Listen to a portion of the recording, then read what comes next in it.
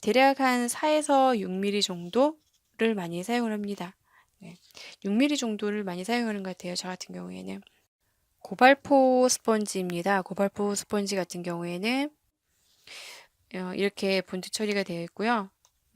그리고 뱀피 작업, 파이톤 작업을 할 때 파이톤이 좀 흐물거리는 형태를 잡아주기 위해서 많이 사용을 하고요.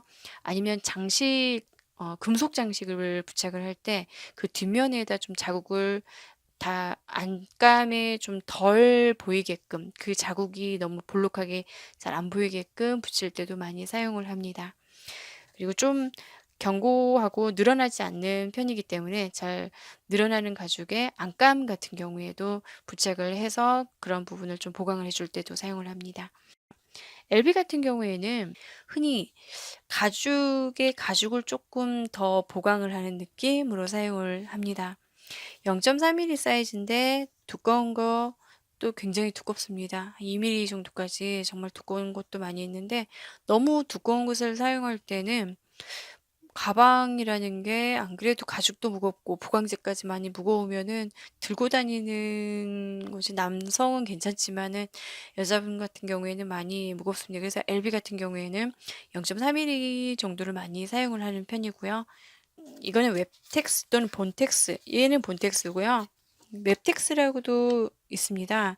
웹텍스 같은 경우에 이 이렇게 웹텍스인데, 두 가지가 제가 봤을 때는 생산자만 좀 다를 뿐 쓰임새는 좀 똑같습니다.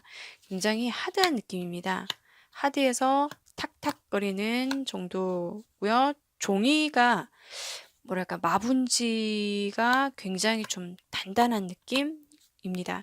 그래서 좀 정장용 핸드백을 만들 때 앞쪽 편에 앞에 면에 좀 단단하게 지탱을 하기 위해서 전체적으로 이것을 본텍스를 사용을 합니다.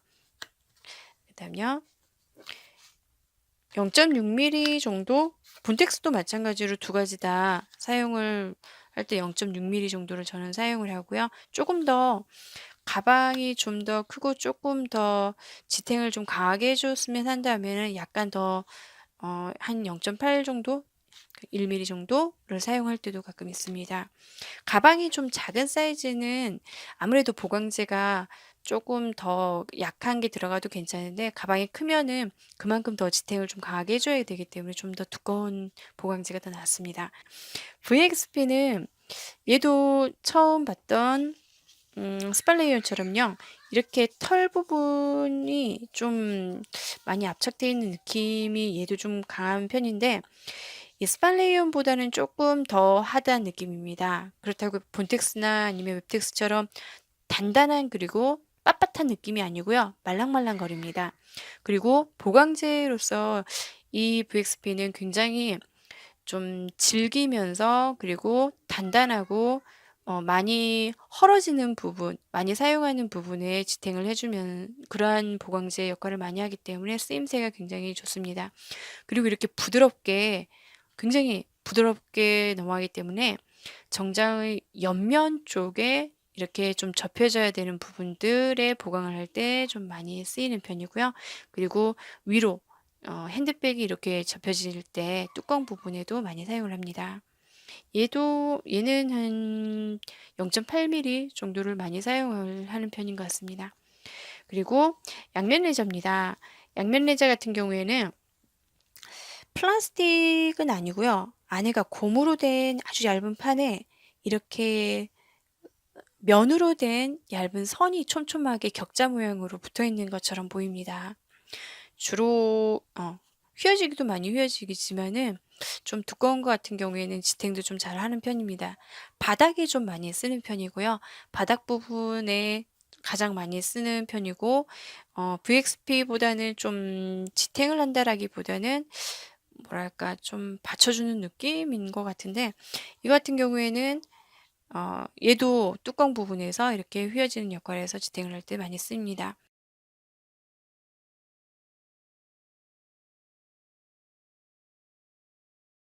자보르 같은 경우엔 그냥 얇은 종이처럼 보입니다. 얇은 벽지? 쓰이는 종이 같은 느낌이고요. 이건 좀 얇게 흔히 살짝 어느 부분에 스팔레이온 같은 경우에는 너무 흐물거리는 부분이 많기 때문에 앞면이나 가방의 넓은 앞쪽이나 뒤쪽에서 약간 더 보강을 해주거나 아니면 곡선이 된 부분에서 살짝 좀 보강을 더 해줘야 될 때 이 자부르를 많이 씁니다.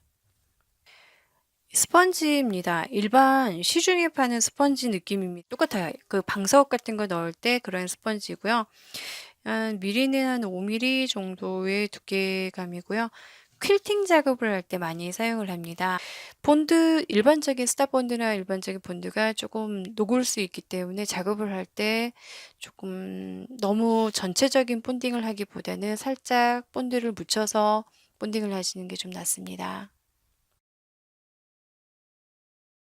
초반에는 보강제가 지금 보시면 아시겠지만 굉장히 다양한 보강제가 같은 역할을 하면서도 여러 가지 업체마다 좀 다르기도 하고 합니다. 그래서 되도록이면 이렇게 펀치를 뚫어서 이렇게 연결고리로 연결을 해서 사용을 하시면은 좀 덜 헛갈리지 않으실까라는 생각이 듭니다.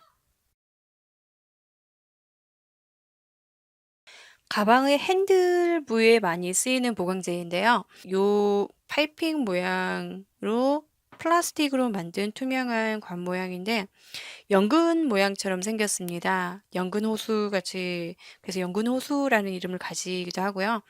이 중간이 뚫어져 있는 경우도 그냥 연근처럼이 아니라 그냥 빈 공간으로 어, 깔, 빨대 모양 형태로 되어 있는 것도 있고요. 그런데 저는 그거보다는 요 연근 모양을 많이 사용을 하는 편이고요.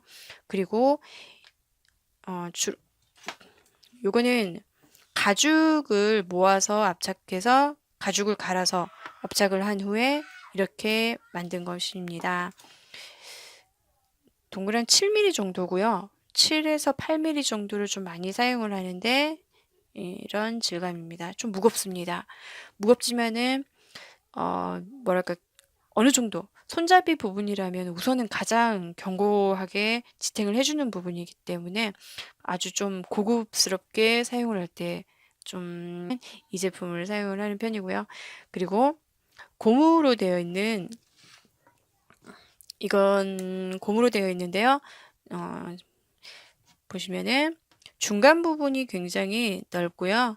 가장자리가 이렇게 얇습니다. 이거는 캘리 전용으로 캘리백을 만들기 위한 형태로 되어 있는데요. 바로 사용을 할 수 있게끔 되어 있는 제품으로 이렇게 나온 겁니다. 그래서 굉장히 편하게끔 되어 있는데 무게감은 조금 약간 무겁네요. 이 파이프형보다는 좀 많이 약간 무거운 것 같아요. 가지고 있는 제품이라서 한번 보여는 드리는데 어, 저는 사용을 안 해봤어요. 이거는 너무 헐렁헐렁 한번 만들어 봤는데 너무 헐렁해서 바로 그냥 빼고 다시 그냥 기본 형태 제가 사용하던 걸로 사용을 했습니다. 글쎄요, 좀 부드러운 형태를 원할 때는 또 이것이 나쁘진 않을 것 같아요. 제가 봤을 때는요. 그리고 이거는 직접 바로 사용은 하진 않고요. 이름은 슈게로 또는 휴게로라고 합니다. 사이즈가 이렇게 얘는 한 1.8 정도 돼 보이고요. 이렇게 작은 사이즈도 있고 중간 크기도 있습니다. 주로 사용하는 게 두 사이즈를 많이 사용을 하는데 어, 요거 같은 경우에는 양면 레자에 붙여서 아까 보여드렸던 양면 레자를 두 겹이나 한 겹, 두 겹 정도 한 뒤에 얘를 붙여서 손잡이를 만들 때 제작을 할 때 좀 따로 쓰이는 것입니다. 그리고 슈게르 같은 경우에는 이렇게 작은 사이즈 같은 경우에는 흔히 보이백 같은 경우 샤넬에 나오는 보이백 같은 경우 외곽 부분이 세 개의 줄처럼 보이는 부분이 볼록하게 솟아나와 있는 부분이 있는데요. 그때 이 보강제를 좀 사용을 해서 겉감 바로 안에 약간 볼록한 부분을 만들기 위해서 본드를 딱 붙인 후에 이제 재봉틀로 바느질을 하는 경우에 쓰이기도 합니다. 그리고 얇은 줄처럼 보이는데요. 이건 파이핑입니다. 파이핑을 가죽으로 감싸서 만들 때 사용하는데요. 2mm 정도의 크기를 많이 사용을 합니다, 저는. 보강제 같은 경우에는 좀 많이 어려울 수 있는 부분이 바로 보강제가 아닌가 싶어요. 제품을 만들 때 사용을 하지는 않습니다. 그런데 보시면은 테이프처럼 일반적인 테이프처럼 생겼는데 붙였다 떨어지는 것이 굉장히 쉽습니다. 얇은 비닐처럼 되어 있고요. 이런 것 같은 경우에는 제품을 이렇게 지금 쌓아 놨는데 이것을 이 테이프를 조금 잘라서 이렇게 금속을 쌓아 놨습니다. 금속 제품 같은 경우에 위에 일반적인 그냥 액세서리 금속 위에 코팅이 도금 처리가 되어 있는 제품 같은 경우에는 쉽게 어딘가에 나무라든지 어 별로 그렇게 강하지 않더라도 스크래치가 굉장히 쉽게 납니다. 그럴 경우에 이런 제품 같은 경우에는 특히나 이런 장식 같은 경우에는 이렇게 세트로 되어 있는데 이건 지금 제가 쌓아놨습니다. 굉장히 표면이 매끈하게 어떻게 보면은 제품을 개인적으로 그냥 취미로 한다면은 뭐 별 크게 상관이 없겠지만은 제품 하나를 생산을 해서 판매를 하기 전까지는 금속의 스크래치가 남아있지 않는 것이 훨씬 더 소비자가 받았을 때 기분이 좋을 겁니다. 그러기 위해서는 제품을 장식을 저는 우선은 구매를 하고 나서부터 먼저 이렇게 감싸 놓고요. 작업을 할 때도 되도록이면 붙여서 작업을 하는 편입니다. 그래서 최대한 제품이 완성이 다 될 때까지 스크래치가 되도록이면 줄이기 위해서 이렇게 이 테이프를 사용을 합니다.